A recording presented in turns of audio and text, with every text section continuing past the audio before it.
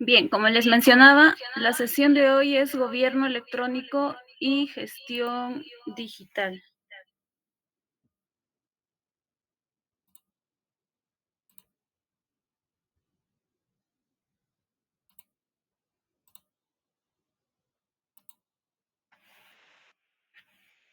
Entonces, vamos a ver el rol tan importante que juega el Estado de cara a facilitar los servicios al ciudadano cuando migra de una plataforma de servicios convencional hacia una plataforma de servicios digitalizada, ¿no?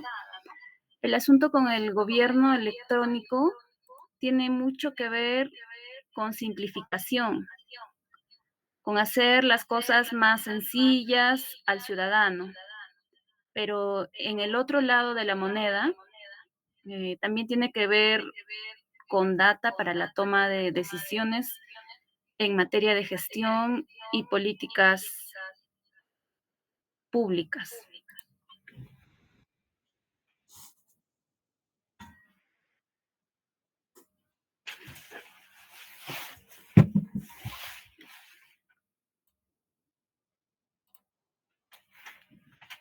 A ver.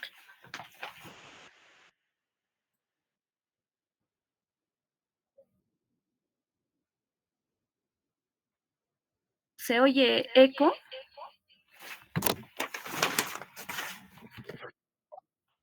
A ver.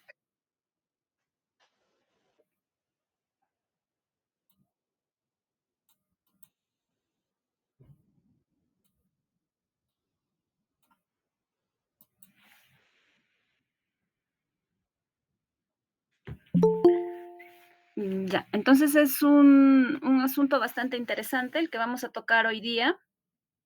Creo que el tiempo hasta nos quedaría corto para hablar acerca de gobierno electrónico, ¿no? Por ser un tema muy amplio.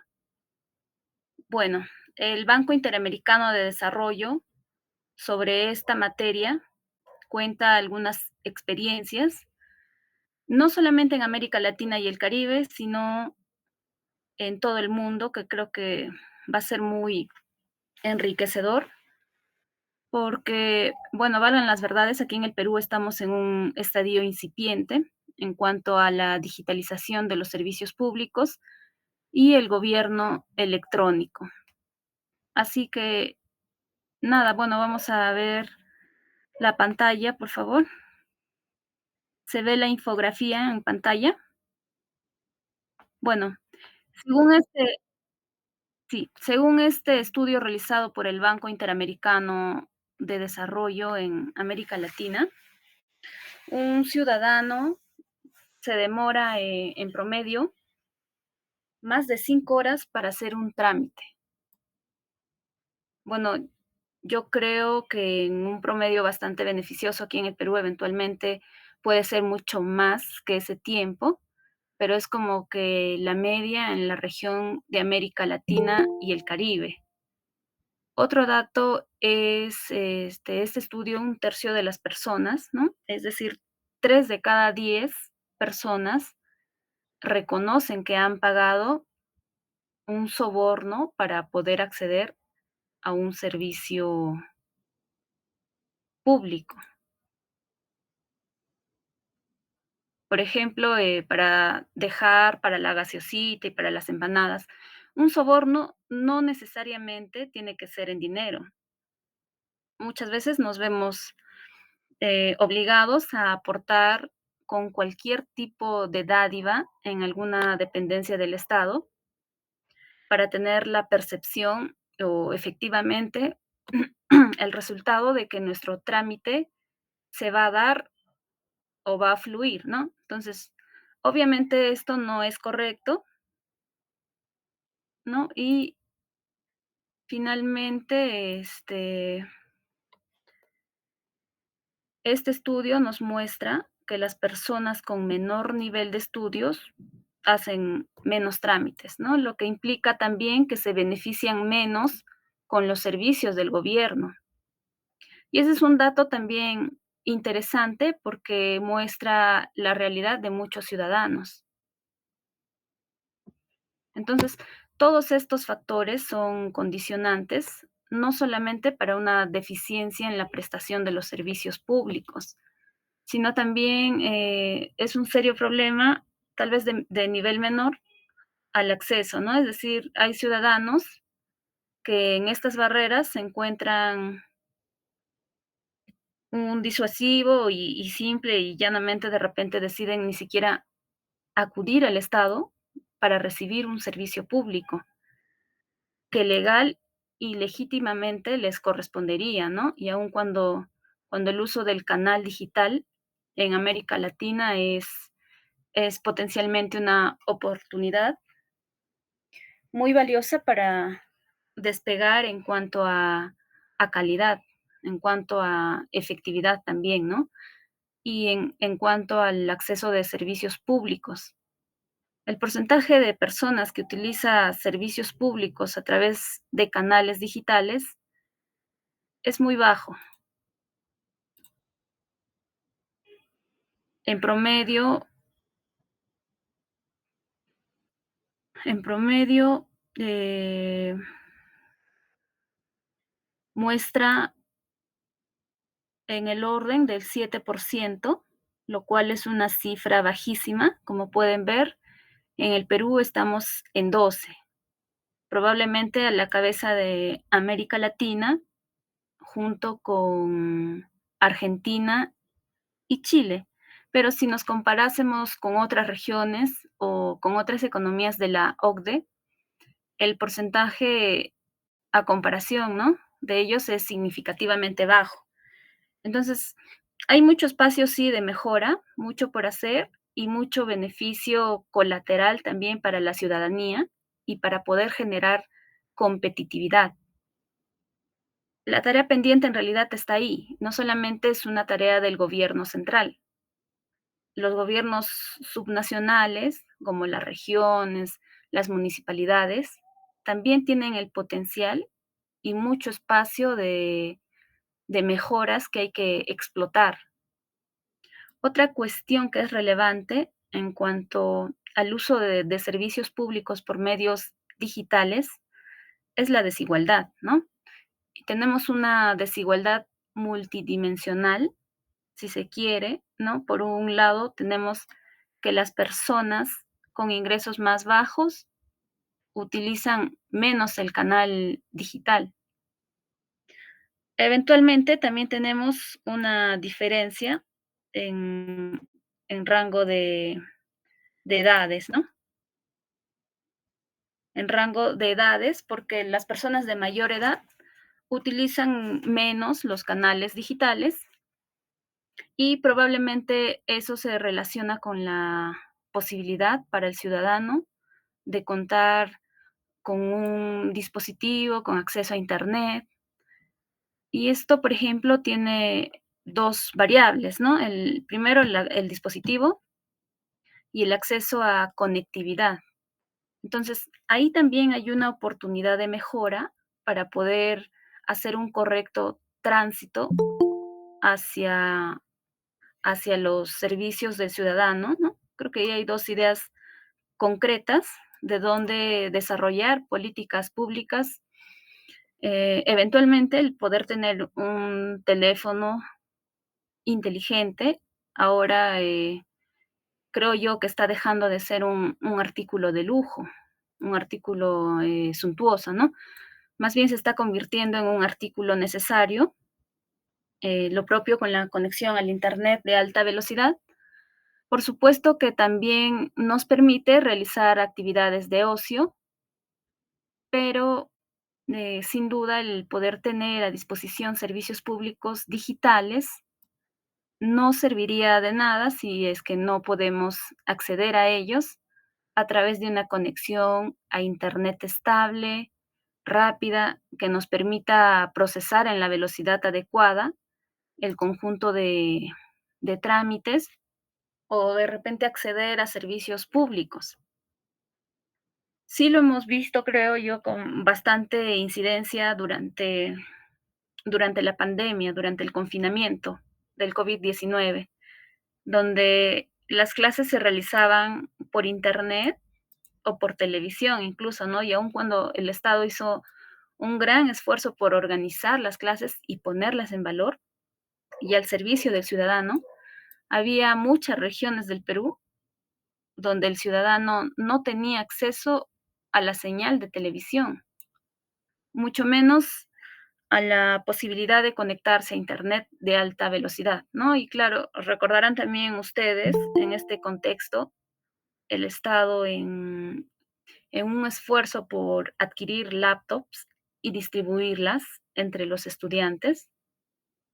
Salió ahí ya otro tema de la energía eléctrica y la posibilidad de que el estudiante supiese utilizar el dispositivo y tuviera el acceso a puntos para, no sé, mantenimiento, en caso de que estos fallaran.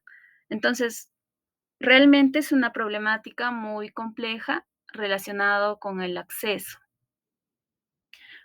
Otro espacio de mejora en el cual los gobiernos subnacionales tienen una enorme oportunidad para poder potenciar y consolidar esta transición hacia el cambio de matriz para la prestación de los servicios públicos es también el uso del canal digital, porque este es muy limitado para los trámites empresariales, el pago de impuestos, se hacen con más frecuencia por plataformas digitales. Sin duda, por ejemplo, en el caso del Perú, el poder hacer nuestros trámites para el pago de impuestos o la creación de una empresa a través de las plataformas de SUNARP o de la SUNAT, realmente ha significado un progreso cuantitativo, pero también hay otras transacciones que exigen la presencialidad, a pesar de que esta presencialidad en realidad no aporta nada de valor al trámite, ¿no? Y un dato del cuadro, de la infografía que se puede apreciar, eh, es que de aquí, del 5, no, 0,6% de la anuncia de crimen, ¿no? A mí por ejemplo, me sigue pareciendo increíble que tengas que hoy por hoy ir a una comisaría para presentar una denuncia, cuando tranquilamente podrías hacerlo por medios digitales.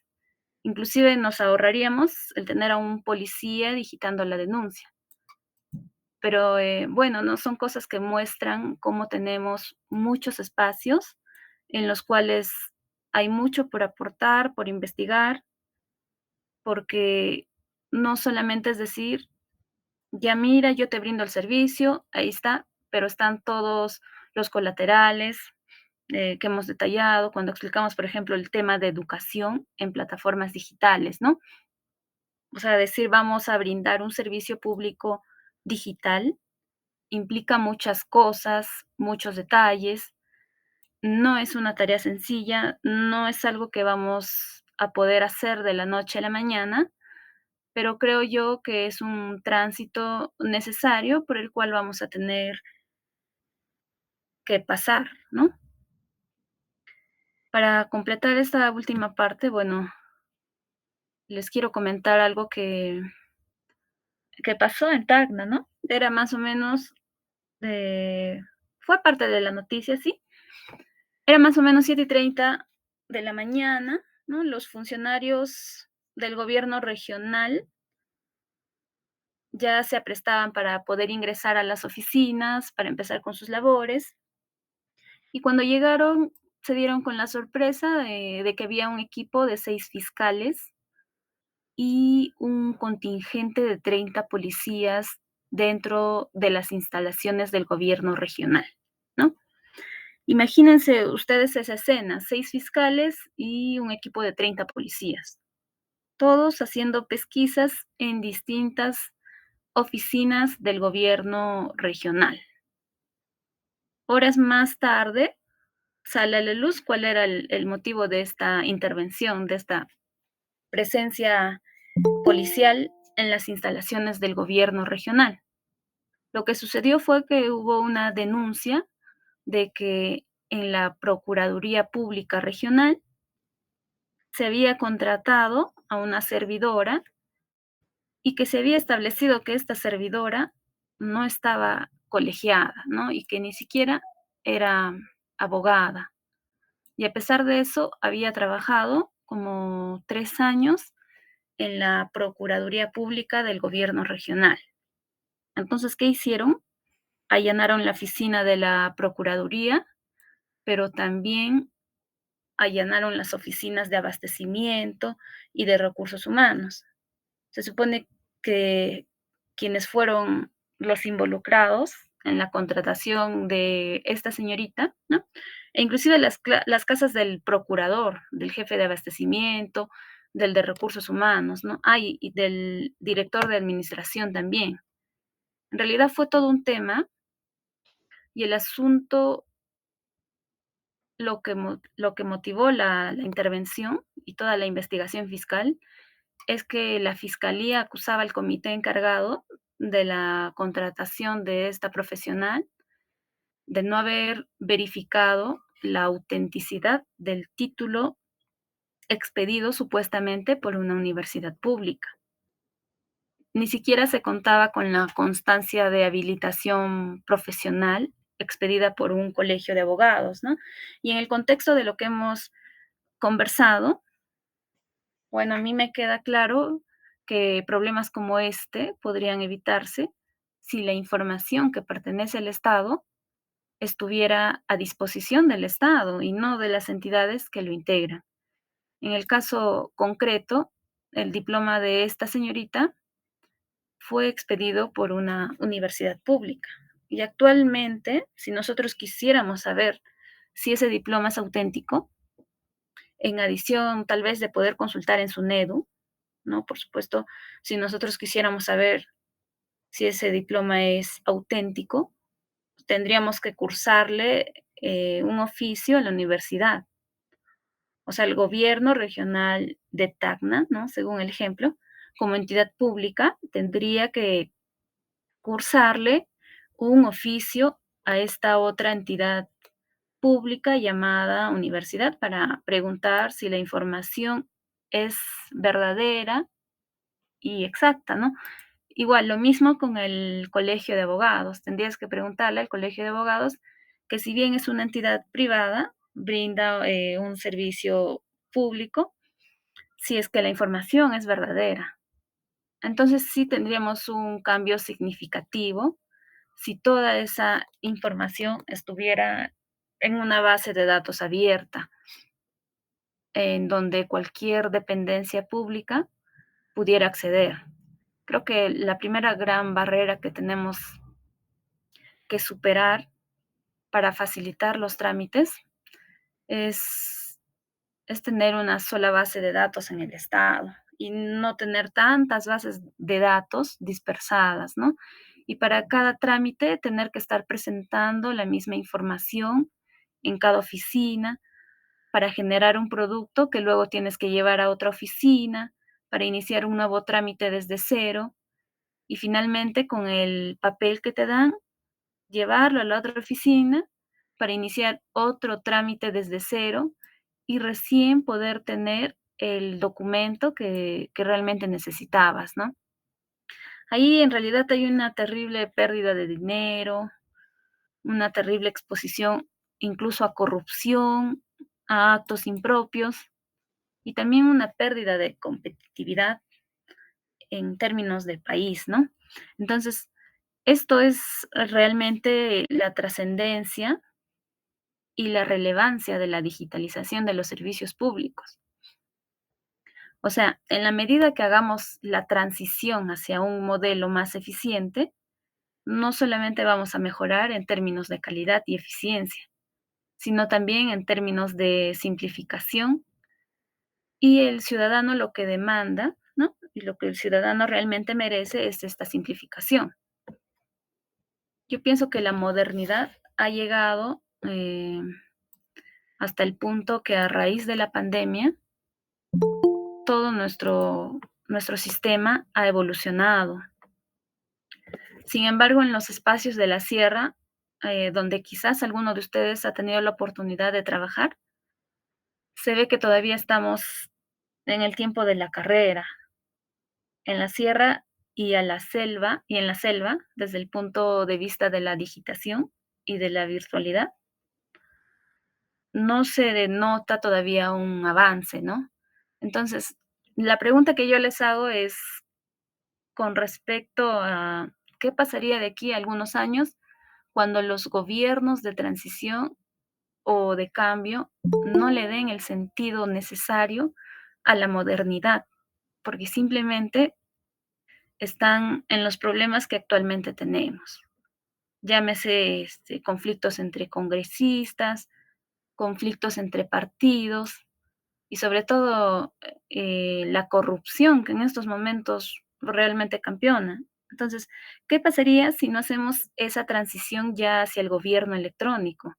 Nos vamos a estancar y vamos a empezar a perder competitividad frente a otros países, ¿no? Y claro, una cuestión que tiene muchas aristas, muchos campos donde son necesarios trabajar, ¿no? Porque sí, pues, actualmente tenemos esa disparidad entre costa, sierra y selva.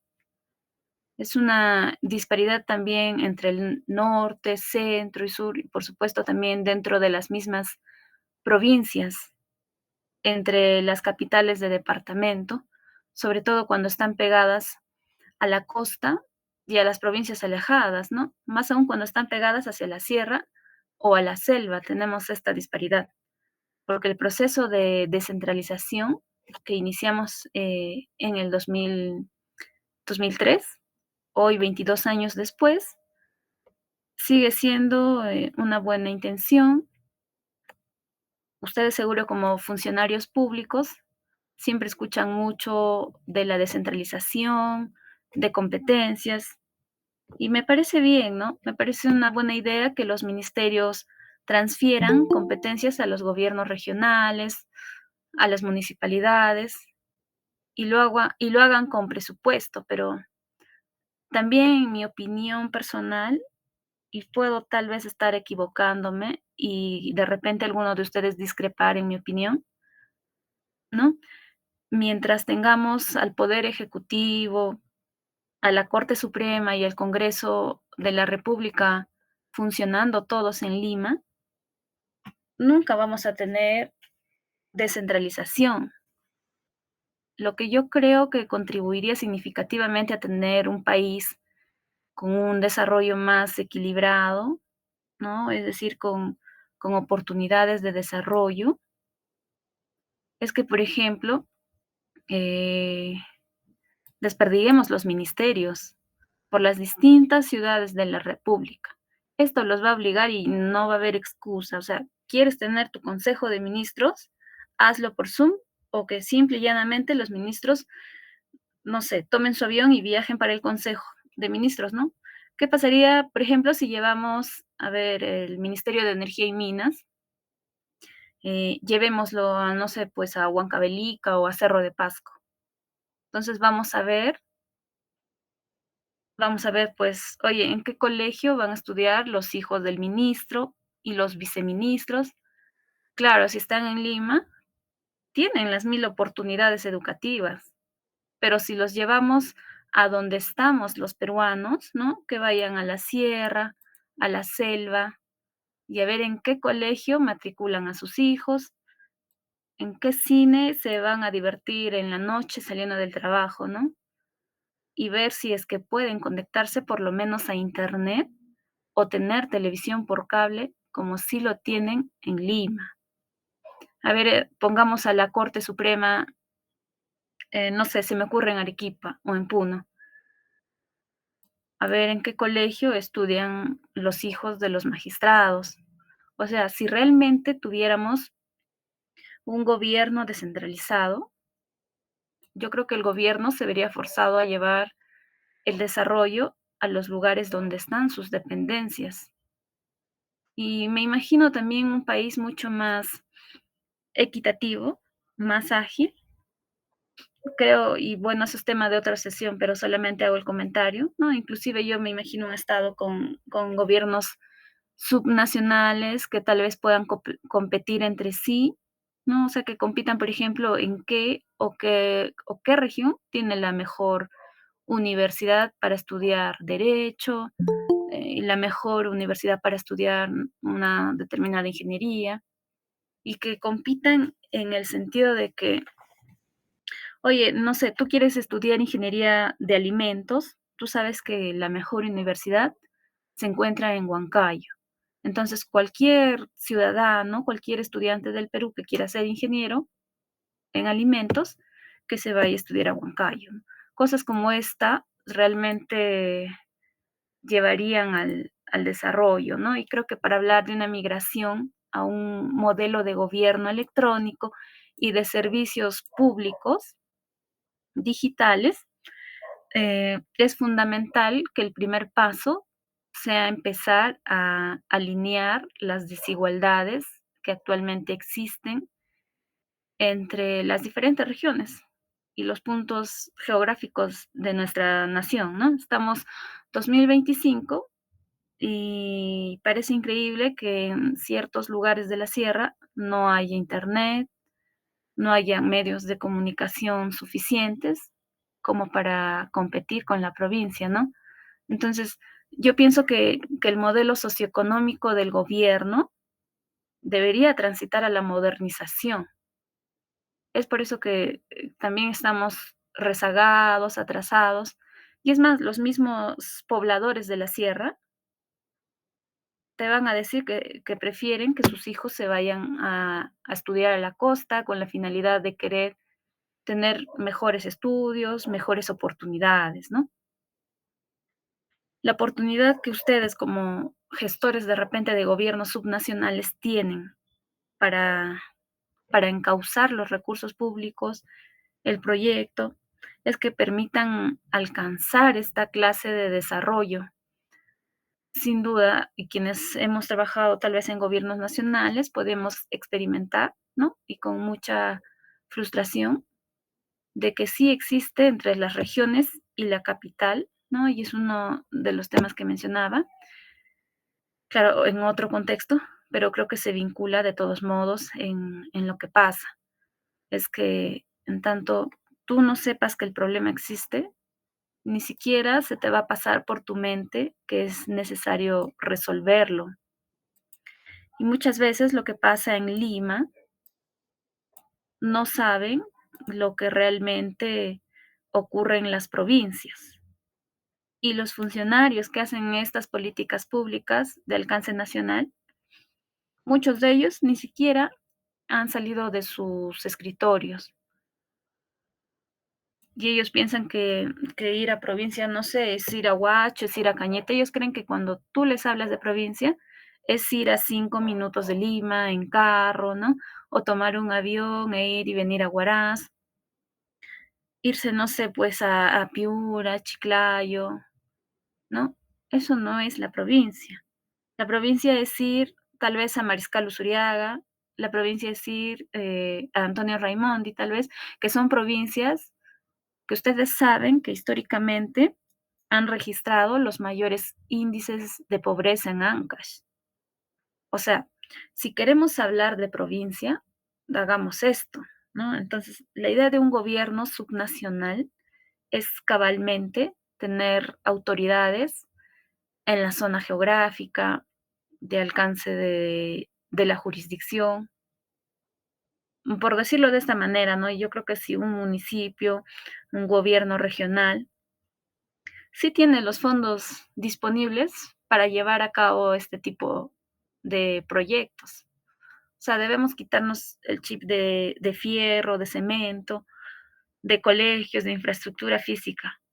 No digo que no sea necesaria, ¿no? Por supuesto que sí lo es, pero cuando pensemos en un proyecto, pensamos en que, oye, mira, yo tengo una moneda de un sol que estoy sacando de las arcas del tesoro público, ¿no? ¿Qué hacer con esta moneda? Lo que tenemos que hacer con esa moneda es pensar en dónde puedo colocarla.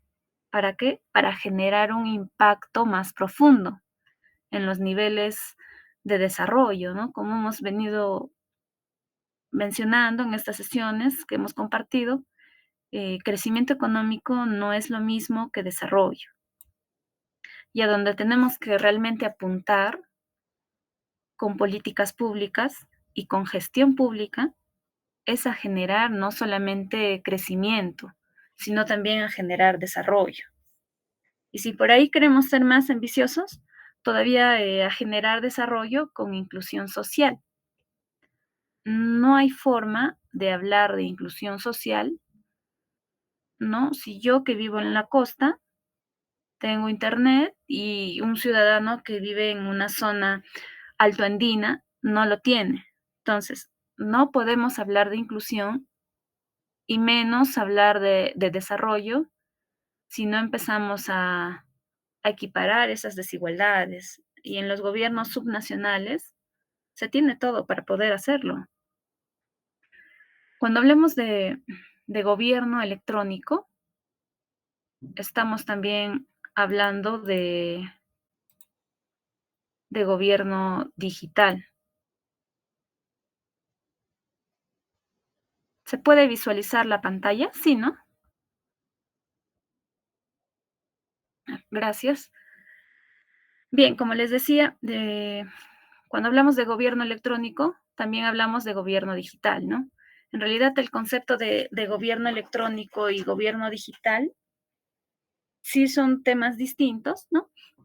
Porque el gobierno digital tiene que ver con la posibilidad de hacer tramitología, ¿no? Pero en cambio, el gobierno electrónico es un concepto más amplio porque incluye data abierta, incluye la interoperabilidad, ¿no? O sea, son dos conceptos distintos.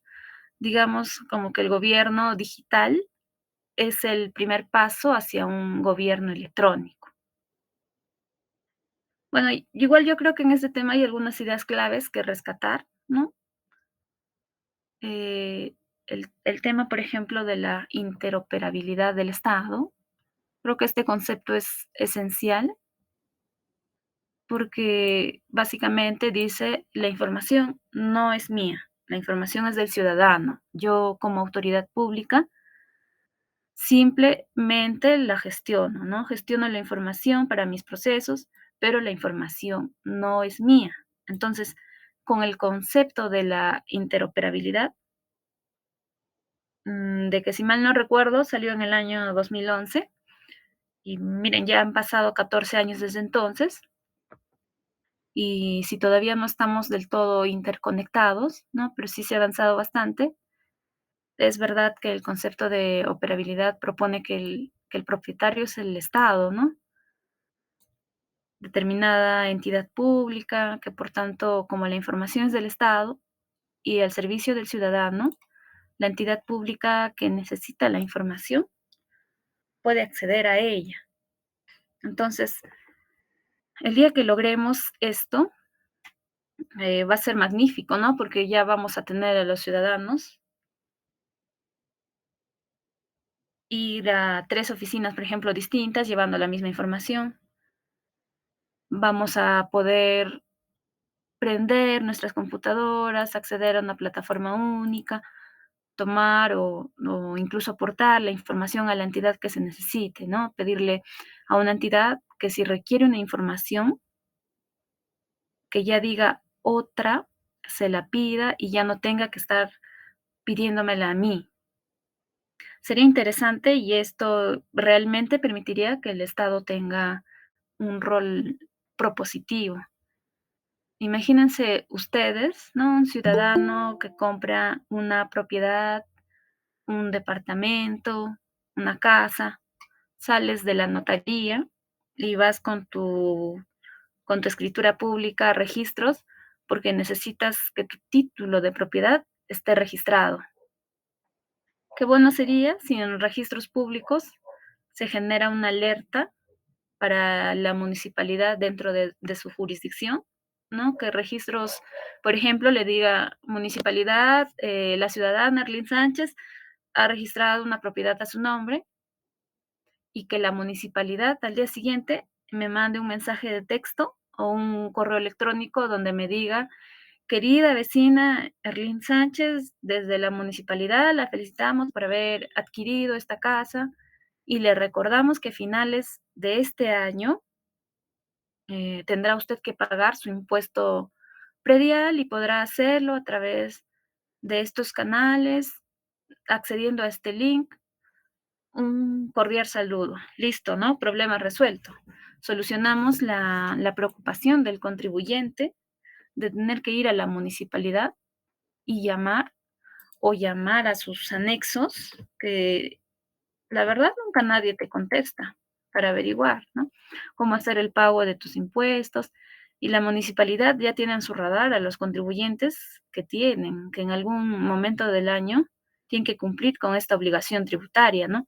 Entonces, el tener una plataforma interconectada con data permite que el Estado tenga además un rol propositivo para poder gestionar los intereses de esta efectividad operativa.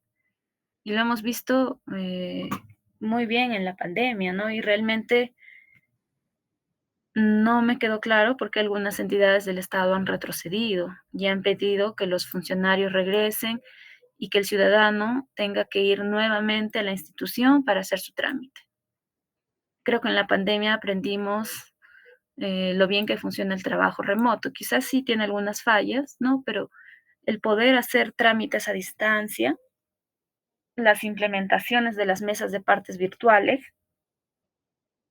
ha sido, eh, ha sido ventajoso, ¿no? Por ejemplo, si trabajas en un estudio de abogados y el contar tal vez con una mesa de partes virtual, les permite que ya no importa, por ejemplo, que tu estudio esté en Tacna, ¿no? Ustedes desde ahí, desde Tacna, gestionan temas en Huánuco, gestionan temas en Puno, en Arequipa, en Lima.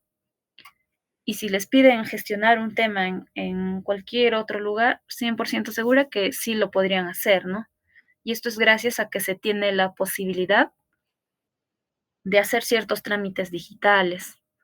La verdad que esto es como ciudadano nos ahorra tiempo y como abogado y quienes sean abogados aquí, ¿no? Sobre todo quienes en algún momento tal vez han trabajado en Lima, ahora que algunas audiencias son virtuales, les ahorran muchísimo tiempo en desplazamiento.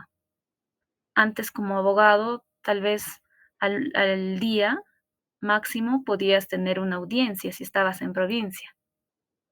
Era impensable que estuvieras en una audiencia en la mañana en tu provincia y en la tarde en Lima, ¿no?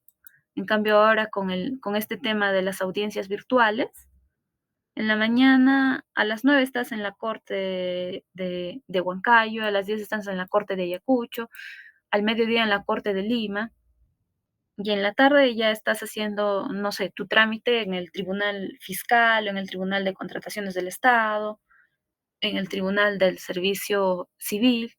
O sea, en un día recorriste todo el Perú, ¿no? Cosa que antes era impensable. Con sí, pues un significativo ahorro de tiempo, ahorro de dinero y ahorro de papel, porque ahora también si lo envías por mesa de partes virtual, es digitalizado, ¿no? Entonces nos ahorramos también esos papeles que se pierden. Quedó de ser documento, ya no, porque ahora todo está digitalizado, es más fácil hacer una trazabilidad. Lo que quiero decir con esto es que esta migración al gobierno digital es el camino que nuestra nación necesita seguir para alcanzar el desarrollo y seguir en esta senda para poder atraer más inversión, ¿no? De darle facilidades a nuestros ciudadanos y también para los inversionistas extranjeros que quieran venir al Perú. Ahora vamos a ver un poco sobre el tema de transformación digital.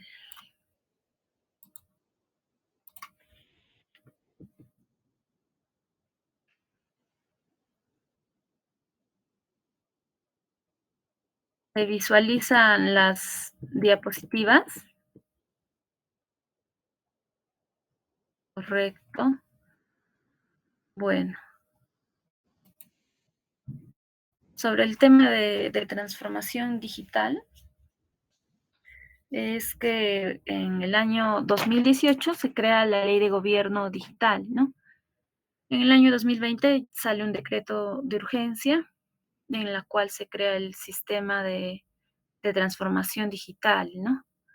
en la cual el Estado incorpora los sistemas que tiene el tema de la transformación digital y el cual, si se viene trabajando muy bien, ¿no? Y se viene implementando bien, porque ahora es obligatorio que, por ejemplo, una entidad presente su plan de gobierno digital, ¿no? Entonces, antes, por ejemplo, para pagar un servicio, para pagar un bien, se tenía que pagar un cheque, ¿no? Pero en cambio ahora tenemos el DNI electrónico, todos los jefes de administración o tesoreros tienen que firmar con un DNI electrónico, el cual facilita también la transparencia y se disminuye también los niveles de corrupción, ¿no?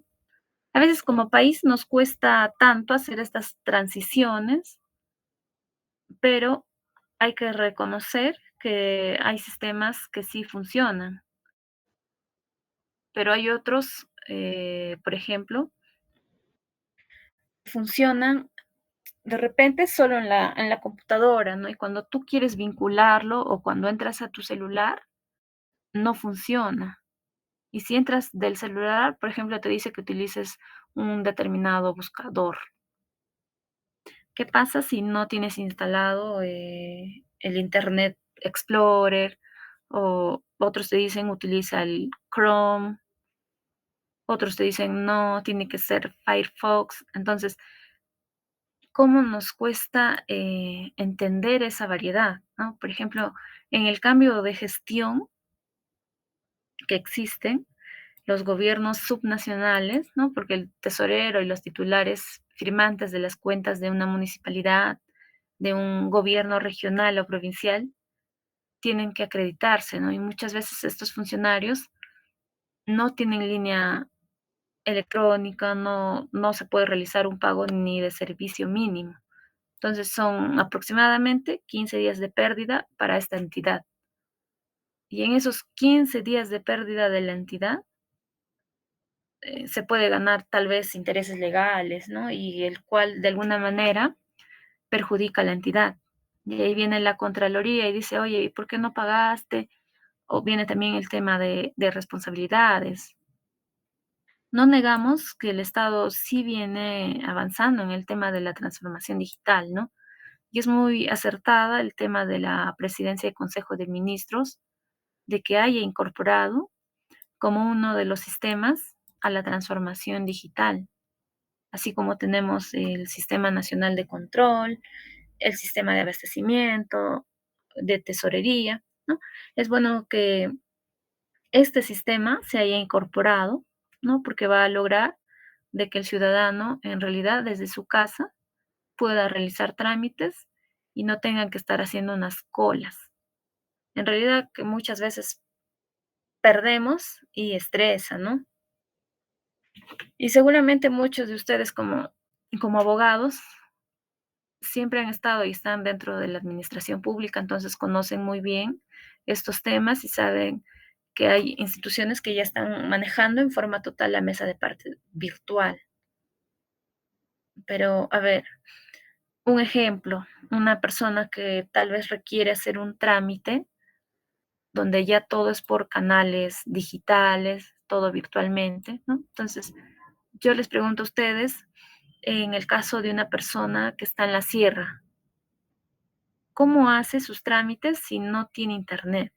¿No? Entonces, ¿de qué hablamos en la modernización del Estado si en realidad no se da a nivel nacional?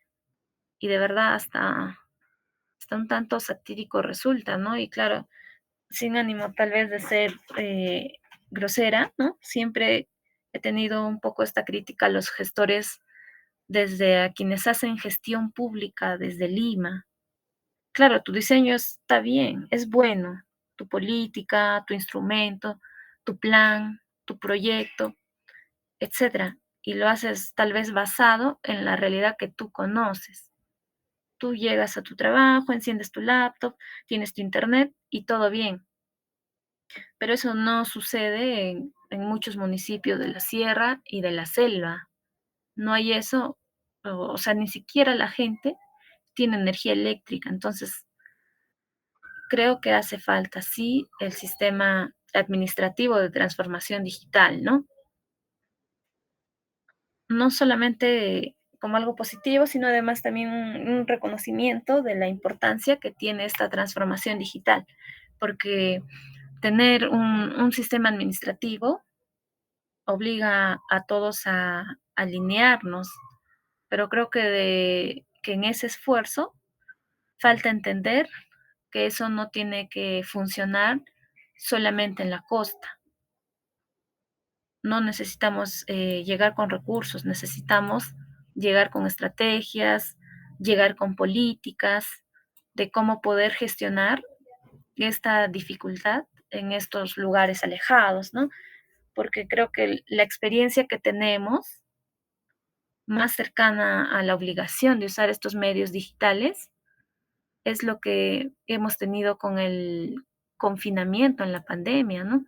O sea, realmente lo que ocurrió en la época de confinamiento por el COVID-19 nos enseñó que son importantes los medios digitales para poder hacer gestión pública.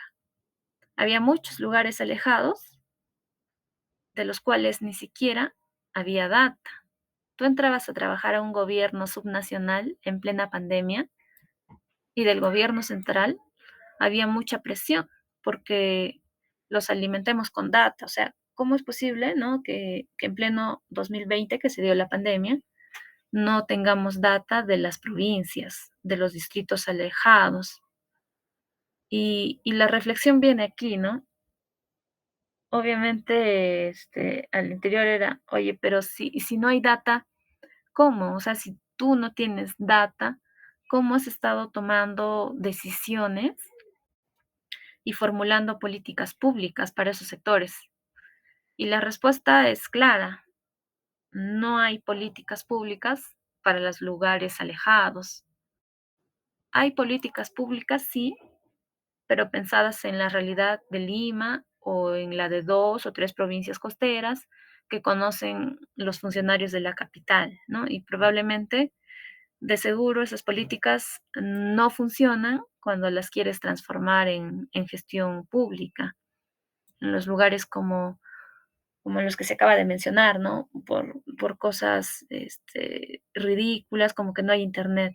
Entonces, es el primer gran desafío para esto, como comenté al inicio de la sesión, ¿no? Erradicar estas desigualdades.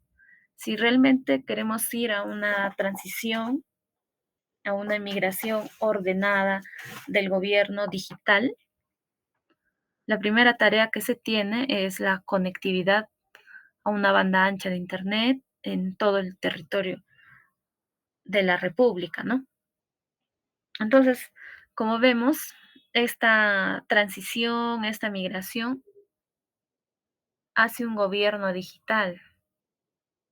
No es solo un evento aleatorio, ¿no? Es una cuestión que para que funcione requiere un conjunto de pasos, de procesos a seguir, y creo que en el contexto de lo que se viene comentando en este diplomado, ¿no?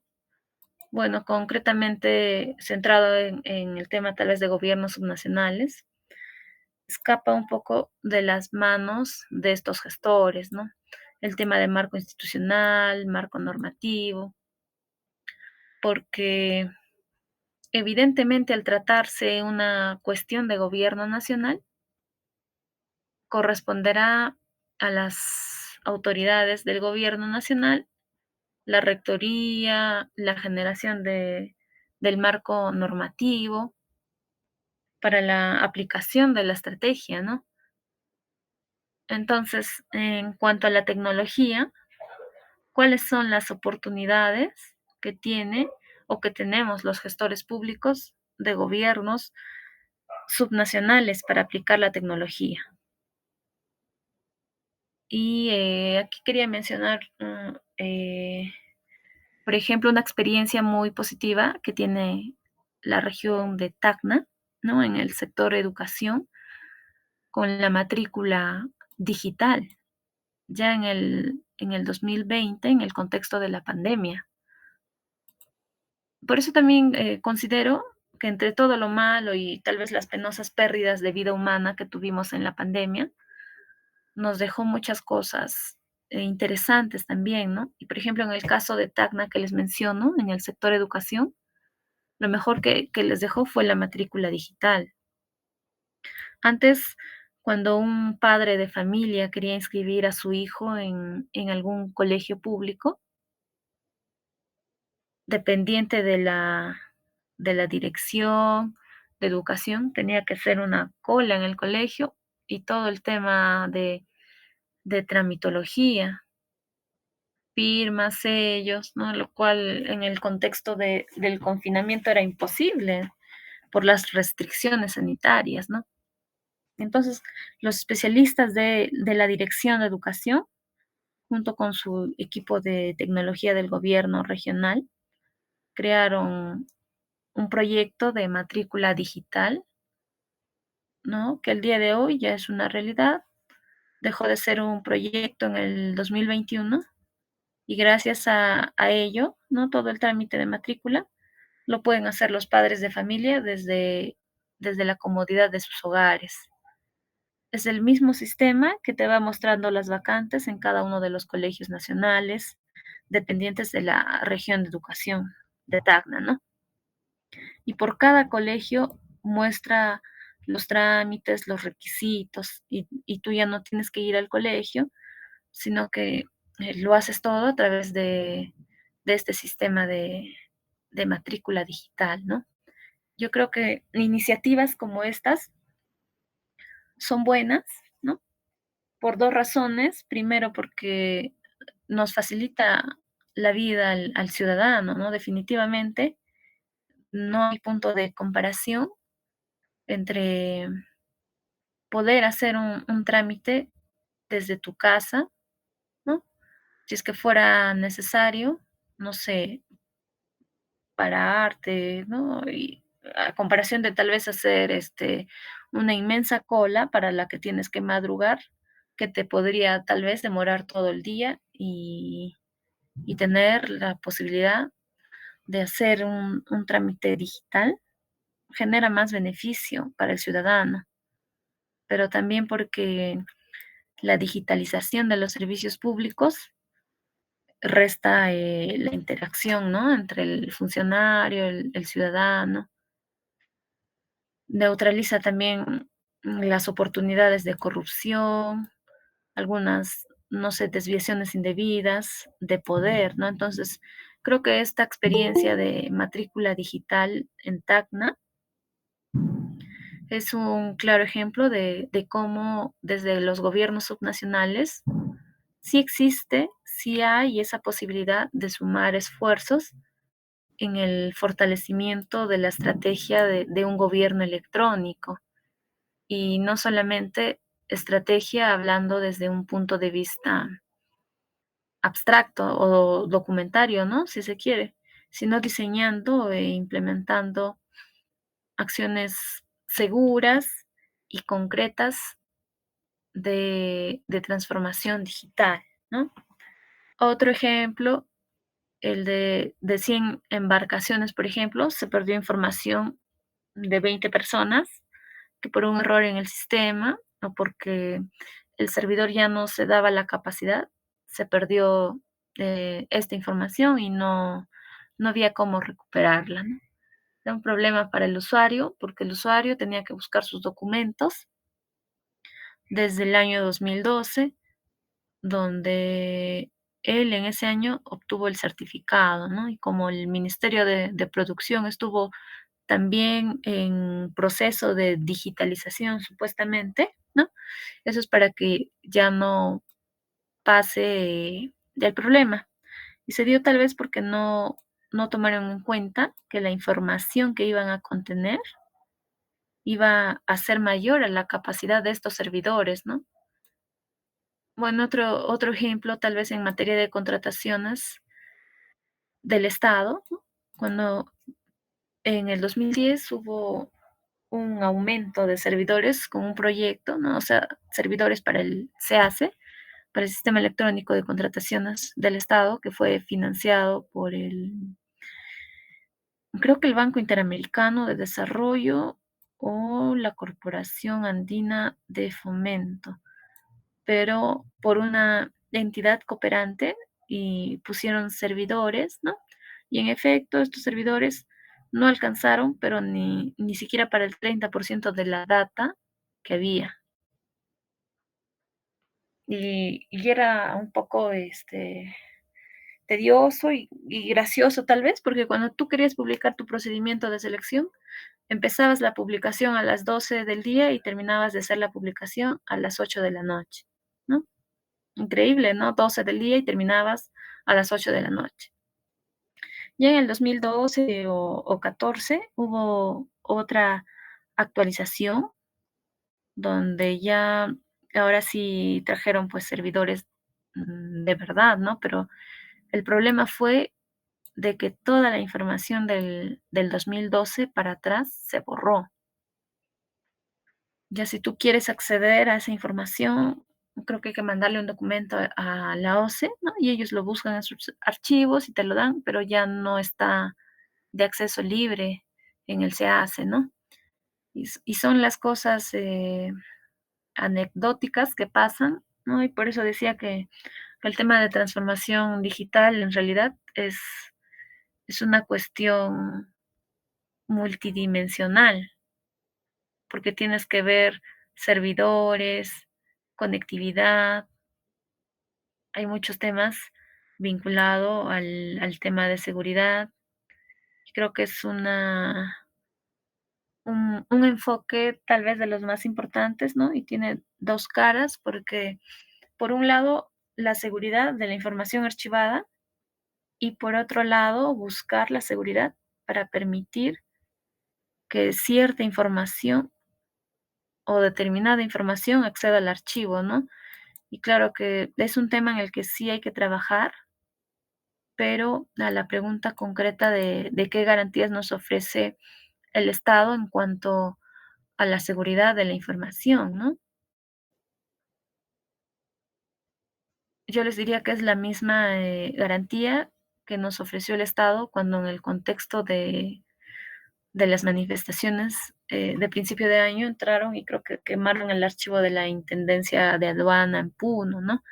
O sea, la vulneración de la información es una constante amenaza latente, no solamente para la información digital, sino también para información física, ¿no? Entonces, por tal motivo, yo creo que en vez de decir, oye, no, el tema de seguridad debería ser un impedimento para migrar, ¿no? Porque si lo vemos, el mismo riesgo de seguridad tenemos también con la información física. Entonces, frente a la seguridad del cuestionamiento que deberíamos afanarnos en resolver, es qué mecanismos podemos tener para brindarle más seguridad a la información, ¿no? Como bien dice, ay, el Pentágono es saqueado, nos van a hackear la data al gobierno del Perú. Impensable, ¿no? Pero es un riesgo latente. Actualmente no existe ningún sistema en el planeta que sea impenetrable. No hay. Te hackean la NASA, el Pentágono, la Reserva Federal, Rusia, Francia. A cualquiera lo pueden hackear. Entonces, es un riesgo sustancial, ¿no? Con el que tenemos que aprender a lidiar y ponernos, no sé, los candados que sean necesarios y saber de que este riesgo va a estar ahí y que hay que aprender a lidiar con ello.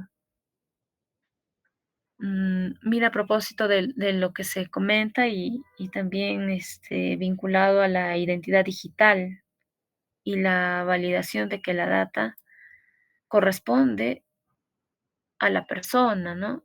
Que en realidad yo tampoco no le veo mucha diferencia con el tema presencial, porque para eso existe la presunción de veracidad, la buena fe, los trámites administrativos.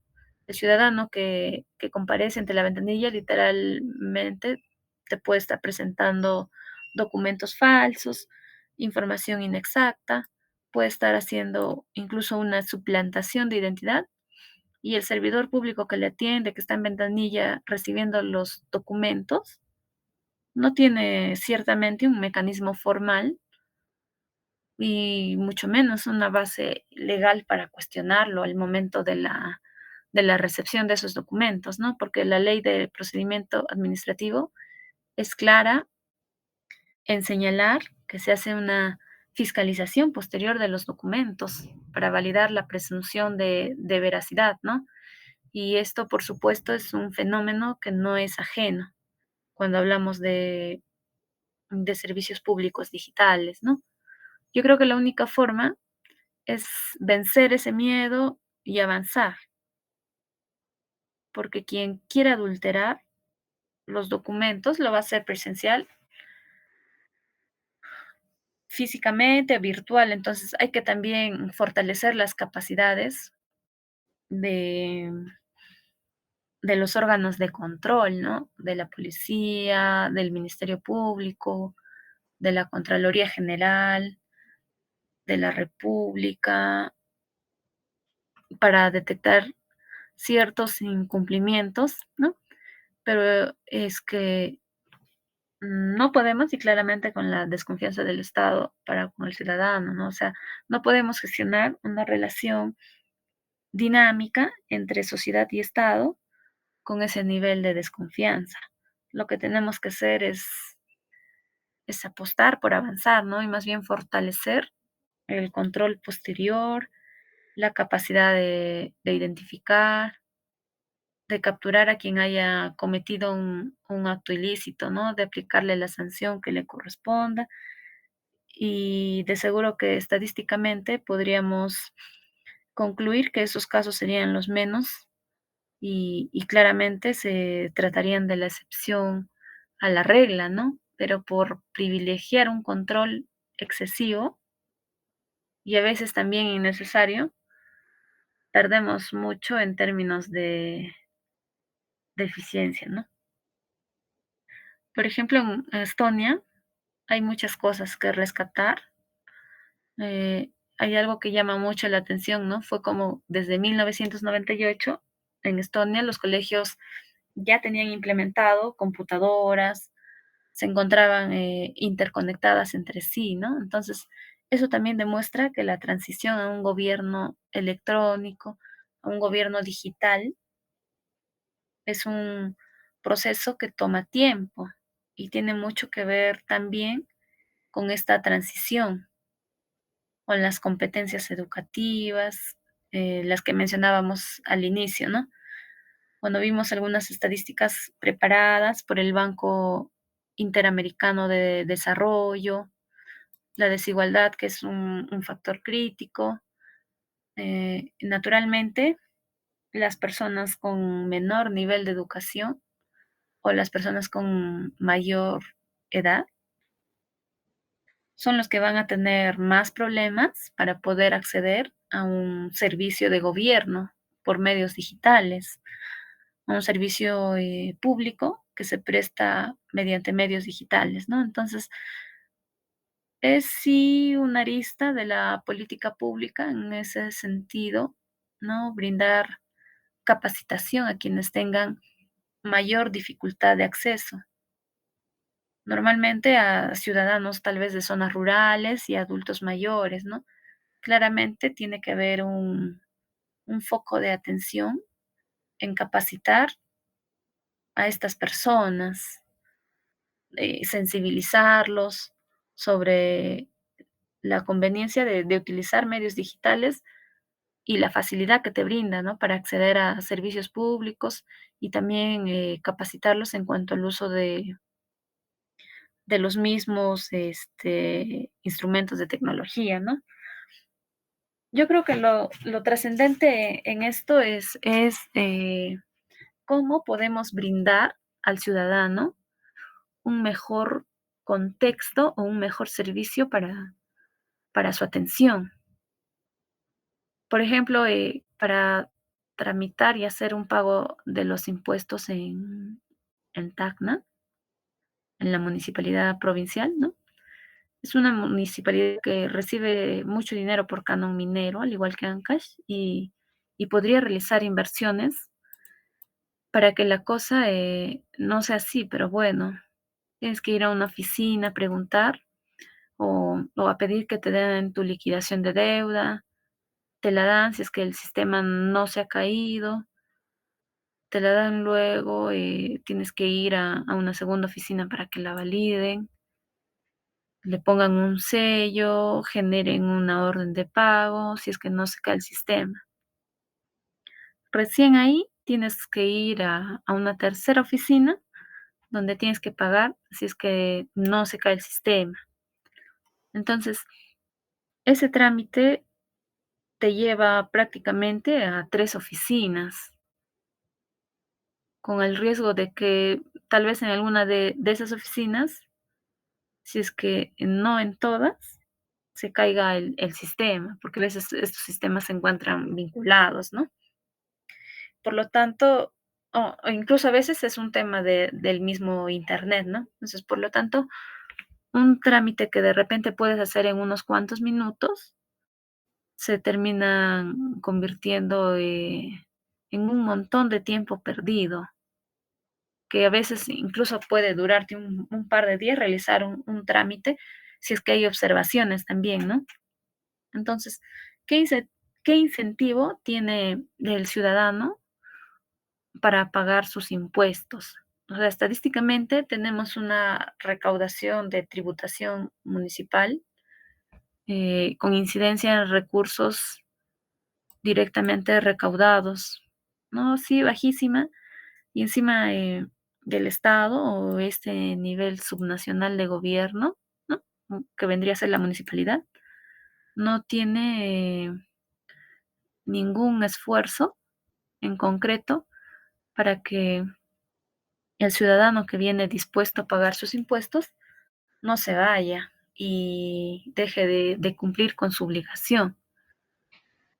Claro, cosas como estas podemos superarlas al replicar experiencias como les mencionaba, ¿no? En Estonia, imagínense que un ciudadano desde su celular, porque ya ni siquiera para decir desde su computadora, sino desde su celular, pueda obtener su liquidación de una deuda, su autorización, el pago, realizar un pago eh, para un trámite que necesita, ¿no? Incluso tal vez pagar con su tarjeta de crédito, débito y poder hacer esa transacción de pagar los impuestos eh, más fácilmente, ¿no? Es una experiencia que sí se debería tomar de ejemplo, ¿no? Como se ha venido, por ejemplo, ya al momento de hacer, por ejemplo, la declaración de impuestos ante la SUNAT, actualmente es algo más rápido. El declarar y pagar el impuesto a la renta no les toma más de 10 o 15 minutos, ¿no? Eso sí es una mejora muy, muy significativa, ¿no? Porque antes este trámite de impuesto a la renta, más o menos en el año 2009, era físicamente. Tú tenías que ir a una cabina dentro de la SUNAT y tenías que esperar a que el orientador funcionario de la SUNAT se desocupe para que pueda atenderte, ¿no? Y ahora es algo que tal vez con un par de clics haces desde tu casa y bueno, ya solamente con el favor de ver cuánto sale tus impuestos a pagar, ¿no? Y luego tener que sacar de tu cuenta para pagarlos. Pero el trámite en realidad es sencillo, ¿no? Entonces, creo que en experiencias como las de Estonia tenemos mucha posibilidad de ver qué podemos hacer como gobierno subnacional para seguir avanzando en este camino, en esta transición hacia un gobierno digital, ¿no?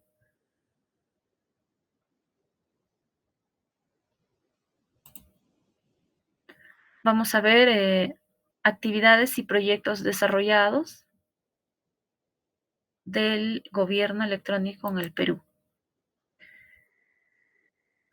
Un logro, que se podría considerar es que se administra el portal del Estado peruano, ¿no? Ya se tiene registrada 2034 entidades. Todas las entidades están obligadas a publicar temas de transparencia en el portal del Estado peruano. También administramos el portal de servicios al ciudadano y empresas, ¿no? 31.948 trámites publicados de 330 entidades.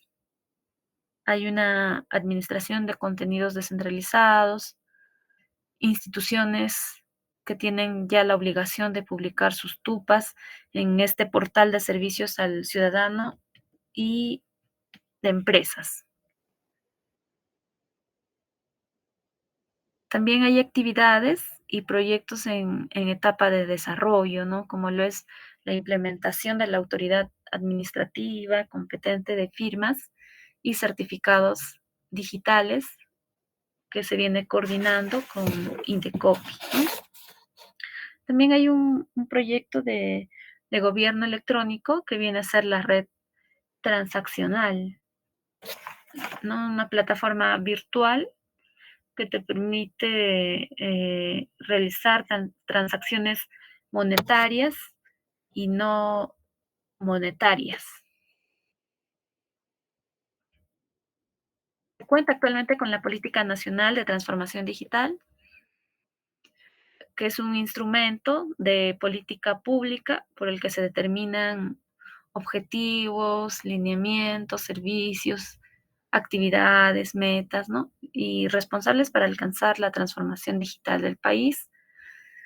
Tenemos dentro de la Política Nacional de Gobierno Electrónico e Informática pilares centrales y ejes transversales de la Política Nacional de Modernización de la Gestión Pública, como lo es el gobierno abierto, que se enfoca a una mayor transparencia, el gobierno electrónico, que tiene que ver con la identidad digital, la articulación interinstitucional, ¿no? Que tiene que ver más con la interoperabilidad. Todo esto se trabaja mediante políticas públicas, planes estratégicos, planes operativos, presupuesto para resultados, gestión por procesos, simplificación administrativa, organización institucional, un servicio civil meritocrático, un sistema de información, seguimiento, monitoreo, evaluación y gestión del conocimiento, ¿no? Entonces, existe también objetivos, como lo es, por ejemplo, fortalecer el gobierno electrónico, garantizando su interoperabilidad y el intercambio de datos espaciales a fin de mejorar los servicios públicos, ¿no? Otro objetivo, acercar el Estado a los ciudadanos a través de la tecnología de la información y comunicación, con acceso oportuno, inclusivo y participativo. Otro objetivo, garantizar la seguridad de la información, así como la ciberseguridad en el Estado, fomentar la inclusión digital de los ciudadanos a través de la generación de capacidades, promover a través del uso de la tecnología de la información y comunicación el desarrollo de la sociedad de la información y el conocimiento, ¿no? Entonces, son temas realmente importantes, ¿no? Se cuenta también actualmente con una Secretaría de Gobierno Digital, que es un ente rector del Sistema Nacional de la Transformación Digital en el país, un ente rector en Gobierno Digital del Estado, en Confianza Digital en el país, ¿no? Entonces, se busca desarrollar un marco regulatorio adaptado digitalmente, ¿no? Que contenga protección de datos, derechos digitales, acceso a la información pública, mayor confianza digital, un gobierno de datos, documentos digitales, computación en la nube. Realmente el proceso de digitalización de un país compromete bastante al ciudadano, incluso a las empresas, ¿no? Al mismo gobierno. Un ciudadano más digitalizado posee mayores herramientas para poder aprovechar sus habilidades. Y estas empresas digitalizadas o estas instituciones aumentan su eficiencia y también su acceso a nuevos mercados, ¿no? El desarrollo del gobierno digital aumenta la transparencia en la provisión de servicios públicos. Gobierno digital tiene que ver bastante con la alfabetización digital. Como mencionábamos, hay todavía brechas digitales actualmente que se deben de, de tratar para poder lograr un Perú más inclusivo, ¿no? Estas brechas digitales básicamente son desigualdades en el acceso y en el uso de las tecnologías de información y comunicación. Entonces se vienen dando en distintas personas, regiones y países, ¿no? Son netamente referente a la tecnología, a las habilidades que tienes para poder usarla y la calidad del uso que tú le das. Pueden incluir aquí ciertos factores socioeconómicos, factores geográficos, culturales, ¿no? Que de alguna manera esto provoca una exclusión digital que de alguna manera te limita a lograr oportunidades educativas, laborales, sociales, ¿no? Se busca también una seguridad digital, tecnologías digitales, datos abiertos, regulación digital. En realidad son factores que están enmarcados dentro del gobierno digital, que sí son importantes, ¿no? Porque de alguna manera abarca un conjunto de políticas, de procesos para proteger la infraestructura digital, los datos, la información de cada ciudadano, ¿no? Y también organizarse frente tal vez a ataques maliciosos y amenazas cibernéticas, ¿no?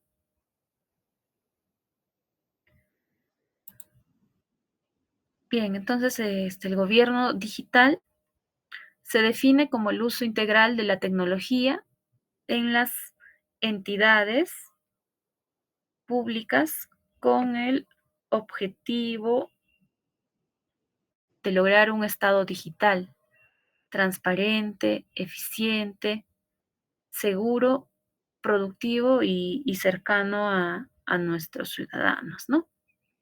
Entonces, el gobierno digital, ¿no? Tiene que ver bastante con el uso de tecnologías digitales, el Internet, las redes, todo esto para que ayude a la transición o al camino de transformar y mejorar la gestión pública, la prestación de servicios, ¿no? La interacción que hay entre el Estado y los ciudadanos, sobre todo la transparencia de las actividades gubernamentales, ¿no? Entonces, su principal objetivo es el de crear un valor público a través de los servicios, que estos sean más eficientes, más transparentes, facilitando la comunicación, ¿no? Entre el gobierno y los ciudadanos para poder optimizar los procesos gubernamentales, ¿no? Entonces, el uso de las tecnologías actualmente tiene que llegar a eso, ¿no? Tiene, más allá del ocio, tiene que ofrecernos servicios gubernamentales más accesibles y convenientes a los ciudadanos, a las empresas, ¿no? Bien, la estrategia de gobierno digital debe garantizar el logro de los objetivos de la modernización del Estado, de acuerdo a las recomendaciones de la OCDE en la materia y a las reales necesidades de nuestros ciudadanos. Entonces, al 2030, todos los peruanos deberán mejorar su calidad de vida mediante el aprovechamiento de las tecnologías digitales desplegadas en un estado digital.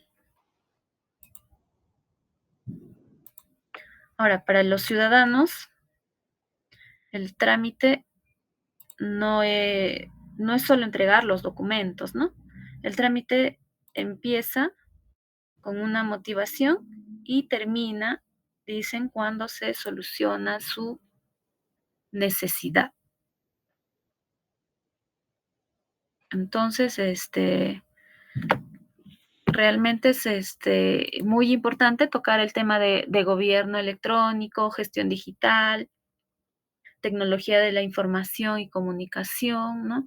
Porque el desarrollo económico, sostenible y equitativo que requiere un Estado moderno y eficiente para tener un ambiente de confianza y estabilidad, ¿no? Requiere formular y ejecutar estas políticas públicas y programas eficaces, ¿no? Tener mayor transparencia en las acciones que realizan, la capacidad institucional, que viene a ser una condición técnica para el desarrollo, ¿no? Entonces, las tecnologías de la información sí se convierten en herramientas fundamentales para lograr un Estado moderno y eficiente, ¿no? De hecho, muchos de los cambios deseados no resultarían sin, sin la tecnología de la información y comunicación, ¿no? El gobierno electrónico aumenta su eficiencia, su eficacia y transparencia de las acciones gubernamentales.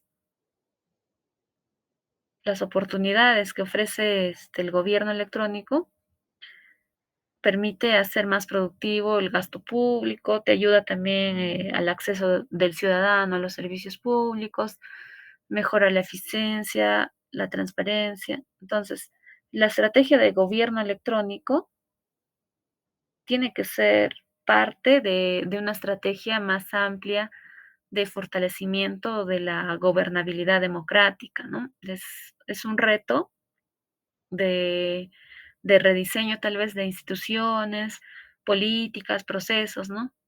Y no solamente de introducir la tecnología, en realidad el diseño de la estrategia y de su implantación debe tratarse como un proceso de cambio con objetivos centrados, tangibles, ¿no? De corto, mediano, largo plazo, que pueda llegar a darse, ¿no? Cada vez que pensamos en un gobierno, se nos viene tal vez a la mente el sistema de gobierno un poco autoritario, ¿no? Se ha generalizado el malestar que sentimos nosotros como ciudadanos cuando, por ejemplo, queremos tramitar algún documento del Estado. ¿Con qué nos chocamos? Con largas colas, a veces con cobros excesivos, incluso coimas, y la falta también de una buena atención, sí, pues son indicadores de viveza criolla, ¿no? Y de indiferencia hacia un cambio que realmente buscamos. Actualmente ya sí es cierto que en la administración pública se viene tomando mayor conciencia de estos alcances y retos del gobierno electrónico, ¿no? Que están vinculados y centrados para ofrecer un servicio de calidad a los ciudadanos. Sin embargo, la modernización de nuestro Estado tiene un avance un poco desigual, ¿no? No todas las municipalidades o entidades públicas ofrecen un servicio de Internet de alta velocidad, ¿no? Existe un avance lento, ¿sí? En utilizar el Internet para incrementar la participación ciudadana, ¿no? Pero se necesitan autoridades comprometidas que asuman ya este reto de manera responsable, ¿no? Que puedan brindar los recursos necesarios para que se puedan realizar. Entonces, en este punto, el gobierno electrónico es sinónimo de modernización del Estado, porque sí permitiría una mejor descentralización del país, ¿no? Así como también una mayor transparencia para la gestión pública y poder brindar mayor confianza y participación ciudadana, ¿no? La transformación de la gestión pública que el gobierno electrónico nos ofrece, no la realizan en sí solo la tecnología de la información y comunicación por sí mismas, por sí solas, ¿no? La ejecutan los empleados, los funcionarios públicos que utilizan las nuevas funcionalidades, ¿no? Que nos brinda esta tecnología para poder transformar nuestra región, nuestro país, las provincias, sus, sus municipios, sus entidades, ¿no? Entonces, con esto terminamos ya la sesión del día de hoy sobre gobierno electrónico y gestión digital.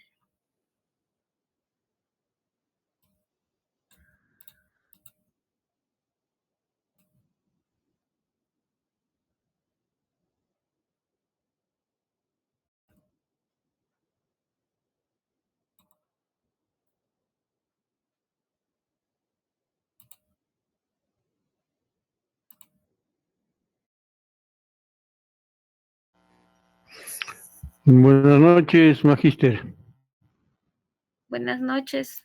Disculpe usted, quiero hacer una pregunta sin pecar de malcriado.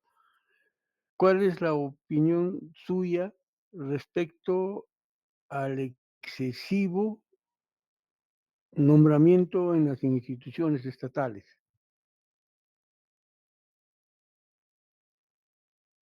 ¿Me dejé entender?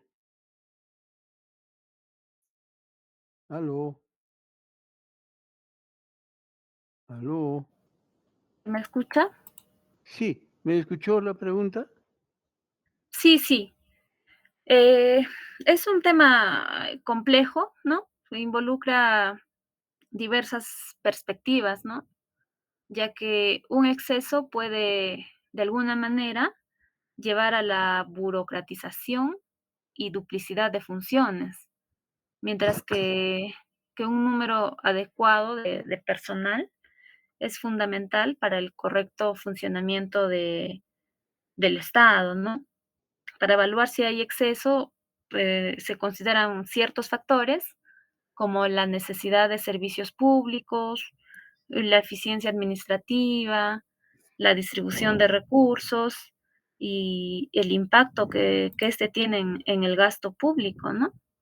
Se tiene que considerar al evaluar un posible exceso de nombramientos si hay una necesidad de servicios, determinar si estos nombramientos responden a una necesidad real de la población, de los ciudadanos, o a demandas no cubiertas, ¿no? ¿Qué más se puede considerar? La eficiencia y la duplicidad de funciones.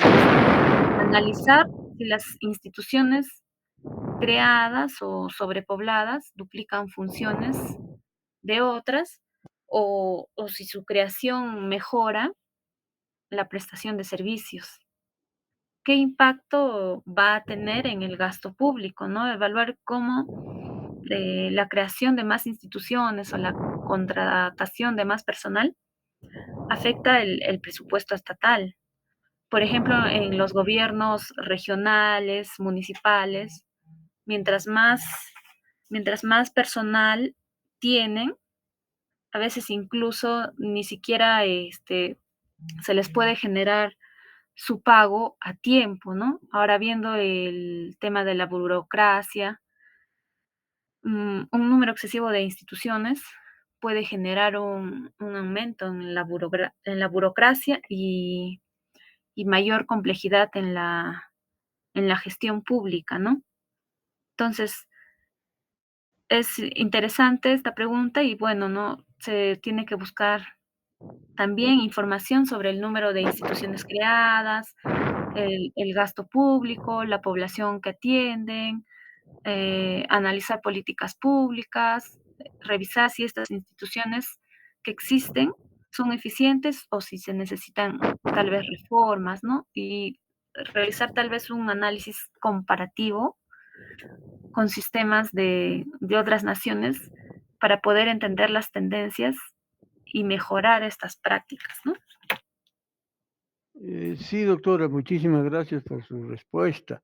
Yo le hacía esta pregunta porque va relacionado directamente con el tema que le ha tocado exponer a usted o darnos a conocer, porque sabemos que el personal nombrado en las instituciones públicas son muy resistentes al cambio. Entonces, eso, cualquier política nacional que se trate de implementar, siempre va a encontrar en el personal nombrado una resistencia. No sé si usted comparte esa opinión conmigo. Claro que sí, ¿no? Realmente todos aquí hemos tenido una mala experiencia en alguna institución, no solo con el personal nombrado, en realidad viene más por un tema de atención al servicio quizás, ¿no? Pero sí, como usted menciona, el personal nombrado muchas veces es más reacio al cambio y como, por decirlo así, ya tiene, asegurado su puesto, ¿no? A veces no cumple incluso su propia jornada laboral o te pide, no sé, un exceso de documentación que resulta a veces innecesaria, ¿no? Muchísimas gracias, doctora, por sus respuestas. Estoy satisfecho con ello y será pues hasta nueva oportunidad. Muchísimas gracias nuevamente. Gracias.